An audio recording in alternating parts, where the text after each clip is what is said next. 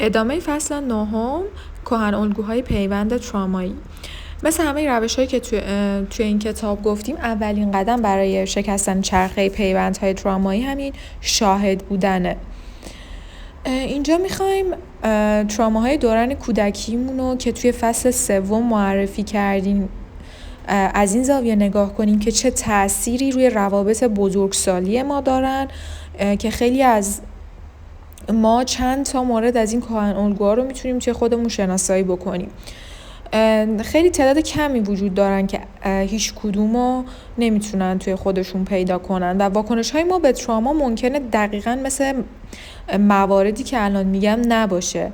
هدف اینه که به گذشته برگردیم و از خودتون بپرسین که چه اتفاقی و چه موقعی رخ داده، چطوری به من آسیب زده و الان توی روابطم چجوری با مشکلات کنار میام. داشتن والدینی که واقعیت شما رو انکار میکنن. هر باری که به کودک گفته بشه اون چیزی که احساس، فکر یا تجربه میکنه درست نیست، یک حفره توی خود واقعی شکل میگیره. خیلی از افرادی که دارای این زخم هستن معمولا برای هماهنگ کردن خودشون با دیگران واقعیت رو انکار میکنن. چنین افرادی نیازهای خودشون رو نادیده میگیرن و ممکنه به طرز خیلی بیمارگونه‌ای آسونگیر بشن و معمولاً از مجادلات اجتناب کنن و جمله پرتکرارشون اینه که اگه تو با این موضوع مشکلی نداری منم ندارم. افرادی که این زخمو دارن سالها از حس درونی خودشون دور بودن و به اون اعتماد ندارن. برای همین ممکنه حتی نسبت به واقعیت خودشون هم دچار سردرگمی بشن و اجازه میدن که اطرافیان به جای اونها تصمیم بگیرن و رسیدگی به نیازهای دیگران رو توی اولویت خودشون قرار میدن. وقتی نیازهاشون بدون پاسخ میمونه و رنجش درونیشون شدت میگیره، به جای میرسن که اطرافیان رو مسئول همه اتفاقات زندگیشون میدونن. داشتن والدینی که شما رو نمیبینن یا نمیشنون. کودکانی که حس میکنن نیازهای اساسیشون توسط والدینشون برآورده نشده، توی همون سالهای اولیه زندگی یاد میگیرن که برای اینکه عشق دریافت کنن باید واقعیت خودشون رو سرکوب کنن. یک واکنشی مشابه اینو میتونیم توی افرادی ببینیم که توی خانواده‌هایی با اعضای نابالغ به لحاظ احساسی بزرگ شدن. یعنی اغلب از روش‌هایی مثل بی‌محلی و قهر کردن به عنوان تنبیه استفاده می‌کردن. در این مواقع معمولاً کودک هم از این رفتارها الگو برداری میکنه. یعنی افرادی که در گذشته برای تنبیه اونها از روش‌های مثل بی‌محلی یا قهر استفاده شده، معمولاً وقتی احساس تهدید میکنن این روش‌ها رو در برخورد با دیگران هم به کار میگیرن. این زخم میتونه خودش رو در گرایش به سمت ارتباط برقرار کردن با افراد ممتاز هم نشون بده. یکی از مراجعین نیکول متوجه این موضوع شده بود که بیشتر وقتا به سمت افراد قدرتمند و پردستاورد جذب میشه. کسانی که وقتی وارد اتاق میشن به خاطر دستاوردهای زیادی که دارن به کسی محل نمیدن. این مراجعه کننده از جمله افرادی بوده که یک زخم اساسی داشته، اینکه دیده و شنیده نمیشده و به این وضعیت در واقع عادت کرده بوده و همین خاطر جذب روابطی میشده که حس آشنای کوچیک بودن و دیده نشدن بهش بده. با اینکه بودن در این روابط باعث می شده تمام احساسات ناخوشایند مربوط به دیده و شنیده نشدن رو تجربه کنه، ولی چون با این احساسات و شرایط آشنا بوده با اونا احساس راحتی می کرده و هر موقع که با یکی از این افراد در واقع وارد رابطه می شده، شکست اون رابطه رو اجتناب ناپذیر می دونسته. یعنی در صورت شکست می‌خورده اون رابطه، چون که به تدریج بابت همون ویژگی هایی که جذبشون شده بوده با طرف مقابل کاملا به مشکل می‌خورده. داشتن والدینی که میخوان به جای شما زندگی بکنن یا به شما شکل و قالب بدن. وقتی والدینمون به طور مستقیم یا غیر مستقیم ترجیحات خودشون رو ابراز میکنن و اونها رو نسبت به باورها، خواسته ها و نیازهای ما در اولویت قرار میدن، باعث میشه که فضا برای ابراز خود واقعیمون محدود بشه. این موضوع میتونه خودش رو به راه‌های مختلف در واقع نشون بده و معمولاً این نتیجه رو به همراه داره که فرد برای گرفتن تقریباً تمام تصمیمات بزرگ و کوچیک زندگیش به راهنمایی افراد بیرونی مثل همسرش، دوستاش و حتی افراد تاثیرگذار توی شبکه‌های اجتماعی نیاز پیدا میکنه. اینا همون دست افرادی هستن که همیشه نیاز به مشورت با دیگران دارن. چون همیشه این که بهتره چه احساسی داشته باشن، چه جوری فکر کنن و به چه صورت رفتار کنن به اونها دیکته شده بوده. اونها هیچ ارتباطی با راهنما و حس درونی خودشون ندارن. داشتن والدینی که الگوی مناسبی برای مرزبندی در روابط نیستن. بسیاری از ما توسط والدین بزرگ شدیم که خودشون هیچ مرزبندی مشخصی توی روابطشون نداشتن، ولی توی دوران کودکی به صورت شهودی مرزبندی توی روابط رو ما میفهمیدیم. بعضی از والدین فقط به خاطر اینکه کودک مؤدب بشه یا خوب باشه اونو مجبور به کارهایی میکنن که حس خوشایندی اصلا نداره بهشون و به این صورت ناخودآگاه از حد و مرزهای کودک عبور میکنن.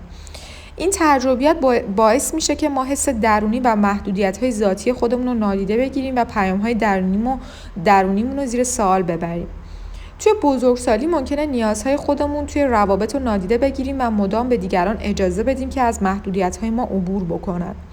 انکار کردن نیازها به مرور زمان میتونه به خشم و عصبانیت تبدیل بشه و ما دچار خشم میشیم و از خودمون میپرسیم که چرا دیگران از من سوء استفاده میکنن یا چرا دیگران قدر منو نمیدونن.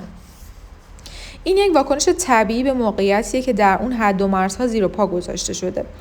ولی اون چیزی که نمیدونیم اینه که شاید اصلا ما حد و مرز یا محدودیتی برای زمان، انرژی و احساسمون توی رابطه با دیگران نداریم. داشتن والدینی که تمام تمرکزشون روی ظاهره. خیلی از ما پیام‌های مستقیم و غیر مستقیمی در مورد ظاهرمون توسط والدینمون دریافت می‌کردیم که اگه توسط والدینی بزرگ شده باشیم که تمرکزشون روی اینه که ما از لحاظ فیزیکی حالا لباس پوشیدنمون، وزنمون، مدلمون چجوری به نظر میایم یا روی این موضوع حساسیت دارن که خانوادهشون از دید آشنایی چجوری به نظر میان، ممکنه توی دوران بزرگسالی این عادت رو شکل بدیم که خودمون رو با دیگران مقایسه کنیم تا ببینیم آیا از لحاظ معیارهای سطحی خوبیم یا نه، غافل از اینکه عافیت احساسی تأثیر خیلی عمیق‌تری نسبت به پوسته ظاهری داره. این تاکید بر ظاهر بیرونی باعث میشه خیلی بیش از حد روی این موضوع تمرکز کنیم که ما از بیرون چجوری به نظر میایم. برای همین ممکنه مسائل سخت یا دردناکی رو که در زندگی تجربه میکنیم فقط به این خاطر که حفظ ظاهر کرده باشیم انکار یا عمدن مخفی کنیم. شبکه‌های اجتماعی هم میتونن این مشکل رو خیلی افزایش بدن، چون که ما رو قادر ساختن عکس‌های زیبا با متن جذابی رو به اشتراک بذاریم، در حالی که ممکنه خیلی از ما پشت نقابی که برای خودمون ساختیم در حال رنج کشیدن باشیم. داشتن والدینی که نمیتونن احساسات خودشون رو تنظیم کنن. وقتی ما والدین خودمون رو میبینیم که در برخورد با احساسات ناخوشایندشون از کوره در میرن یا از احساسات خودشون فرار میکنن، باعث میشه که از لحاظ عاطفی احساس کلافگی کنیم و توی بزرگسالی هم فاقد مهارت‌های لازم برای سازگاری با عواطف مختلف باشیم. به طور کلی تاب‌آوری احساسی ضعیفی رو شکل میدیم و خیلی از ما از همون واکنش‌هایی که والدینمون به احساسات مختلف داشتن الگو برداری میکنیم. برخی از افراد ممکنه با فریاد کشیدن روی دیگران یا محکم بستن در احساساتشون رو به صورت انفجاری تخلیه کنن. برخی هم ممکنه برای مقابله با احساسات شدید خودشون روش کنار کشیدن رو به کار بگیرن، گوشه‌گیر بشن. خیلی هم ممکنه با جدا شدن یا همون حالت گسستگی روانی با این احساسات برخورد کنن. افراد معمولا برای رسیدن به این حالت از عوامل بیرونی استفاده میکنن، مثلا با مصرف الکل و مواد مخدر خودشون رو بی‌حس میکنن، حواس خودشون رو با شبکه‌های اجتماعی پرت میکنن یا با غذا خوردن خودشون رو آروم میکنن. پیوند ترامایی میتونه روشی برای جدا کردن خودمون از علت اصلی احساسات ناخوشایند درونی باشه. به این صورت که وقتی ما خودمون رو مشغول مشکلات یک رابطه میکنیم میتونیم علت نارضایتی خودمون به اون رابطه نسبت بدیم و حواسمون رو از علت ریشه‌ای اون که ممکنه توی اعماق وجودمون باشه پرت بکنیم. با در نظر داشتن این کهن الگوها به این موضوع توجه کنیم که وقتی در کنار افراد مختلف هستیم بدنتون چه احساسی داره. روابط ما یک سیستم راهنماییه که ما رو قادر میکنه تا وضعیت سلامتی روانی خودمون رو تنظیم کنیم. بعضی از افرادی که رابطه نزدیکی با اونها دارین رو میتونین اسمشون رو بنویسین و زیر نامشون خط بکشین و بنویسین که اکثر اوقات چه احساسی در تعامل با اونها به شما دست میده. آیا احساس تنش و اضطراب میکنین یا احساس آزاد بودن و امنیت دارین؟ این کار میتونه شما رو نسبت به عادت و الگوهایی که توی روابط دارین آگاه بکنه، الگوهایی که از راه تجارب دوران کودکی یادشون گرفتین. تله پیوند ترامایی. اکثر اوقات دو تا فردی که توی یک رابطه هن در کنار اینکه برای زندگی کردن، عشق ورزیدن و موفق شدن تلاش میکنن، مجبورن با اثرات مربوط به تروماهای دوران کودکی خودشون هم دست و پنجه نرم کنن و این خیلی کار آسونی نیست. یکی از مراجعان نیکول که خودش یک تراپیست در حال آموزش بوده، برای کمک گرفتن در خصوص رابطه نوسانی خودش با همسرش پیش اون اومده و مثل تمام پیوندهای ترومایی برخی از جنبه‌های رابطه اونها خیلی منحصر به فرد و برخی هم قابل تعمیم و فراگیر بودن. رابطهشون نشون میداده که چجوری مشکلی که شخصی به نظر میاد میتونه بیشتر وقتا یک مشکل جهانی باشه که افراد زیادی با اون درگیر هستن. مراجعش از اعضای فعال انجمن یهودیان ارتدوکس بوده و برای هر دوی اونها خانواده و رسم و رسومات و سنت خیلی اهمیت داشته. به جز این ارزش‌های مشترک، اشتراکات خیلی دیگه‌ای با هم اونا نداشتن و والدین خانومه هر دوشون دارای نیازهای ویژه‌ای بودن و به همین خاطر نمیتونستن از اون مراقبت کنن و به ناچار این مسئولیت رو به مادر بزرگ و عمو و خاله‌اش سپرده بودن و هیچگاه این نتونسته اینو بپذیره که والدینش دارای نیازهای ویژه‌ای و همیشه از اعماق وجودش به رابطه‌ای نیاز داشته که اونها نمیتونستن براش فراهم بکنن. این خلأ احساسی باعث شده بوده همیشه احساس کنه که دوست داشتنی نیست و برای مقابله با این مشکل تبدیل به کسی شده بوده که سعی می‌کرده همه رو راضی نگه داره و همیشه به دنبال تایید بیرونی بوده تا بفهمه که آیا دوست داشتنیه یا نه. برخلاف اون، همسرش دارای 8 برادر و خواهر بوده و مادرش توی تنظیم عواطف خودش مشکل داشته و خیلی معطوف به خودش بوده. رسیدگی به نیازهای خودش رو توی اولویت بالاتر میدونسته و همسرش هم به عنوان بزرگترین پسر باور داشته برای اینکه امنیتش حفظ بشه باید کاری کنه که احساسات مادرش پایدار بمونه. برای انجام این کار بهترین روشی که به مرور زمان یاد گرفته بوده این بوده که دنیای احساسی خودش رو ساکت نگه داره و اونو خفه بکنه. همونجور که شاید حد زده باشین، نتیجه این کار همون حالت گسستگی روانی یا جدایی ذهن و بدنه. محیط خانوادگی و همچنین پیام‌های دریافتی از سمت جامعه‌ای که مرد نباید احساساتی باشه باعث شده که همسرش به این سمت کشیده بشه که عشق و از دنیای بیرون و از راه کسب دستاورد و موفقیت به دست بیاره. توی یکی از بهترین دانشگاه‌های کشور پذیرفته و توی رشته پزشکی تحصیل میکنه و به تدریج تبدیل به یک جراح میشه. وقتی که خانومه نزد نیکول میاد، همسرش دارای دردهای جسمی بوده که باعث شده بوده احساس کلافگی بکنه و گاهی اوقات کار کردن به عنوان یک پزشک به شدت براش سخت بوده. این دردهای جسمی باعث شده بودن تمام مشکلاتی که از ابتدا توی رابطه‌شون داشتن تشدید بشه و وقتی همسرش استرس میگرفته یا اختلافی به وجود میومده از دیگران فاصله میگرفته و در عالم خودش فرو میرفته و این کار باعث میشده زخم‌های زنش در واقع سر باز کنن و اون احساس درماندگی و کلافگی و وابستگی بکنه. وقتی که همسرش بعد از یک روز سخت توی محل کار که هیچ انرژی دیگه نداره به خونه برمیگرده، بدون اینکه چیزی بگه یه گوشه بر خودش میشسته و زنش هم این رفتار رو عدم تمایل به ارتباط برداشت میکرده و باش بد اخلاقی میکرده. با خودش میگفته چه مشکلی پیش اومده، از دست من عصبانیه و این جستجو برای یافتن عشق در رابطه در واقع آغاز میشده و کار به تهمت زدن میکشیده که تو منو دوست نداری، با یکی دیگه تو رابطه ای. با اینکه شوهرش بعد از این رفتارها ترس توی وجودش میافتاده و احساس تنهایی میکرده، روزی 50 بار در واقع به شوهرش زنگ میزده و گاهی اوقات به محل کارش میرفت و خیلی مواقع هم در مورد رفتارهای اون با اعضای خانواده‌اش صحبت میکرده و از نظر اون تنها راهی که میتونسته دوباره احساس امنیت کنه این بوده که فاصله‌ای که ایجاد شده بوده توی رابطه رو کم بکنه. شوهرش هم برای اینکه مجددا احساس امنیت و آرامش بکنه عواطفش رو حتی کمتر از قبل بروز میداده، چون تلاش زنش برای نزدیک شدن و یک تهدید احساس میکرده و اونو به یاد رفتارهای مادرش که تمام دغدغش احساسات خودش بوده مینداخته. رابطهشون نمونه بارز یک الگوی نزدیک شدن و دریغ کردنه در واقع شوهرش عشق خودش رو دریغ میکرده تا زنش احساس طرد شدن بکنه و عمیقا اذیت میشده و برای اینکه دوباره اون احساس امنیت رو به دست بیاره تلاش میکنه بهش نزدیک بشه زنش. نیازهای هیچ کدومشون از دو طرف در واقع برآورده نمیشده و هر کدوم از اونها از دست یکی دیگه ناراحت میشده. این ماهیت پیوند تراماییه. برآورده نشدن مداوم نیازها توی رابطه باعث شکلگیری رنجش و خشم در اون رابطه میشه. عشق واقعی، اینکه شما توی یک پیوند ترامایی قرار دارین به این معنی نیست که رابطه شما کاملا به فنا رفته. پیوندهای ترامایی در واقع معلم‌های ما هستند، چون عادات و الگوهایی که در روابط داریم و سالها با خودمون حمل کردیم بهمون نشون میدن.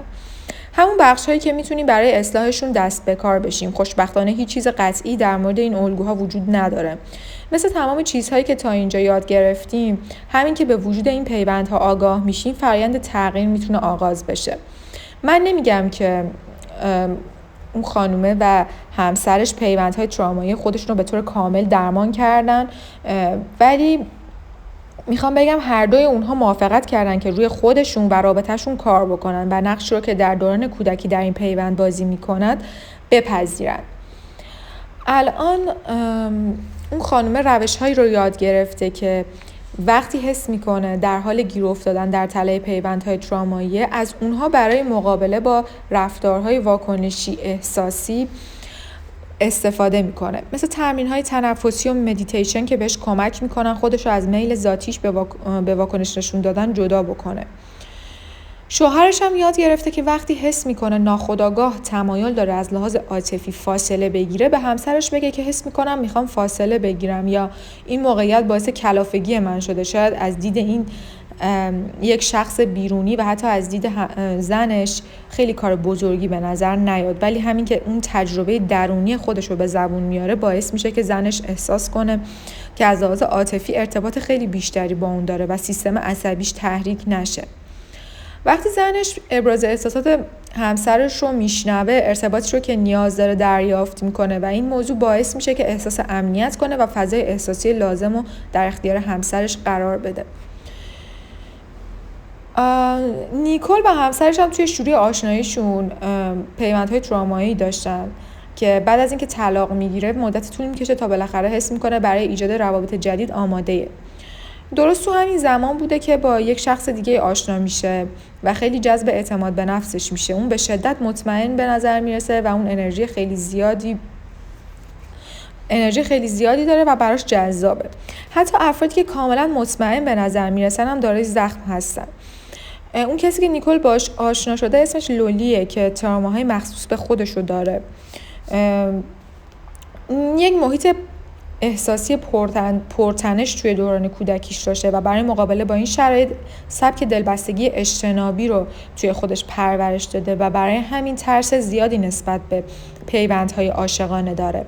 یک روز برای رابطه وقت میذاشته و شروع اشتیاق داشته. روز بعدی که اختلاف به وجود می اومده کلا غیبش میزده. این رفتارها باعث برانگیختگی احساسی نیکول میشده، چون شرایط همراه با استرس و آشفتگی دوران کودکی رو براش تداعی میکرده، چیزی که براش آشنا بوده و توی اون شرایط احساس راحتی میکرده.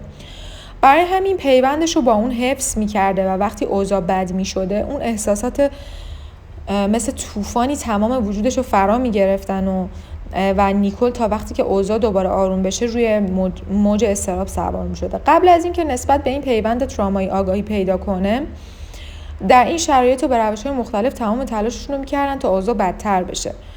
در واقع مثل یک ترن هوایی بوده که هر دوی اونها بهش اعتیاد پیدا کرده بودن و هیچ کدومشون نسبت به این الگوهای رفتاریش آگاهی نداشتن. لولی همیشه می‌خواسته عامل تغییر باشه و هیچ وقت دوست نداشته راکد بمونه. اون معتقد بوده برای داشتن روابط موفق باید به طور مدام و به تدریج اونو بهبود بده. با ماندن توی وضعیت موجود راحت نبوده و همیشه دنبال رشد و توسعه خودش میگشته. نیکول هم که به تازگی متوجه الگوهای رفتاری توی روابطش شده بوده به این نتیجه رسیده که باید به برخی از مسائل سر و سامون بده. ملاقاتش با لولی توی دوره‌ای از زندگیش بوده که زمان بیشتری رو با خانواده‌اش سپری می‌کرده. اینکه اونها رو زود به زود می‌دیده باعث شده که خیلی از عادت و الگوهای گذشته مجدداً توش ظاهر بشن. بعد از اینکه لولی تصمیم میگیره زمان بیشتری رو با خانواده‌اش سپری کنه، خیلی محترمانه خیلی از مشاهداتش رو با نیکول به اشتراک میذاره و متوجه میشه قبل از اینکه به دیدن خانواده‌اش بره اضطرابش افزایش پیدا میکرده و بعد از دیدن اونها برای چند روز توی یک وضعیت احساسی خیلی پرتنشی بوده و آماده دعوا کردن بوده. از اونجا که انرژی احساسی نیکول روی اون تخلیه می شده، باعث می شده که بی‌طاقت و آماده دعوا بشه. در ابتدا این موضوع رو نمیپذیرفته و با این مشاهدات مخالفت هم میکرده نیکول، ولی به مرور زمان که آگاهی عمیقی به دست آورده و به حقیقت خودش دسترسی پیدا کرده، تونسته تمام اون پاسخهای شرطی شده رو توی خودش ببینه و به جای اینکه در واقع اونو پس بزنه یا تنبیهش کنه، بهش کمک کنه که حقیقت رو ببینه. هرچی عمیق‌تر روی خودشون کار کردن، میلشون به رشد بیشتر میشه و هر دوشون متعهد شده بودن که هر روز یک قدمی هر چند کوچیک باشه در جهت بهبود خودشون بردارن. زودتر به رخت خواب میرفتن، ورزش میکردن، روتین‌های صبحگاهیشون رو انجام میدادن، افکار و احساساتشون رو مینوشتن، نوع تغذیه‌شون رو تغییر داده بودن و با نوشیدن آب کافی تعادل هورمونی رو به بدنشون برگردونده بودن. در ابتدای راه به دست آوردن اون آگاهی‌ها و ایجاد تغییرات به شدت طاقت فرسا و سخت بوده. روزهایی بوده که روی زمین دراز کشیده و گریه می‌کردن و اذیت کننده بوده براشون. اینکه مسیر درمان شدن رو با هم طی می‌کردن خیلی تاثیرگذار بوده و روزهایی که نیکول اصلا حس و حال انجام هیچ کاری رو نداشته، فقط به خاطر اینکه اونو همراهی کنه کمی به خودش فشار می‌آورده. به مرور زمان که این فعالیت‌ها به عادت تبدیل شدن، من در واقع نیکول اون کارها رو به هر نحوی که شده انجام میداده که فقط به خاطر اینکه خودش خواسته بوده. برای داشتن یک رابطه موفق نباید از اون برای پر کردن خلا و ترمیم‌های زخم‌هایی که والدین ما ایجاد کردن استفاده کنیم. یک رابطه سالم فضایی برای رشد ما فراهم میکنه. عشق واقعی زمانی به وجود میاد که دو طرف به یکدیگر این آزادی و پشتیبانی رو میدن تا به طور کامل دیده، شنیده و ابراز بشن.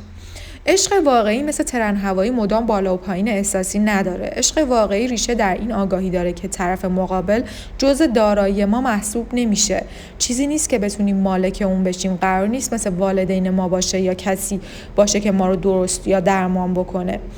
در عشق واقعی همیشه همه چیز خوب یا حتی عاشقانه نیست. درسته که دیگه لازم نیست برای دریافت عشق به شکل خاصی رفتار یا بخش‌هایی از خودتون رو پنهان کنین، ولی هنوز هم در عشق واقعی احساس بی‌حوصلگی یا بیقراری خواهید داشت. ممکنه حس کنین همچنان به افراد دیگه جذب میشین و حتی شاید دلتون برای روزهای مجردیتون تنگ بشه. روابط آگاهانه مثل داستان دختر شاه پریان نیستن. کسی وجود نداره که شما رو کامل کنه. اون لحظه وجود نداره که لبخند زده و بگوییم آخش و تا آخر عمر همه چیز به خوبی و خوشی پیش بره. مثل تمام چیزهایی که تا به حال در این کتاب با اون مواجه شدیم، عشق واقعی هم نیاز به داشتن وقت و انرژی داره. ممنون که تا اینجا همراه من بودین. فصل 9 تموم شد. لایک، سابسکرایب و زنگوله رو فراموش نکنین.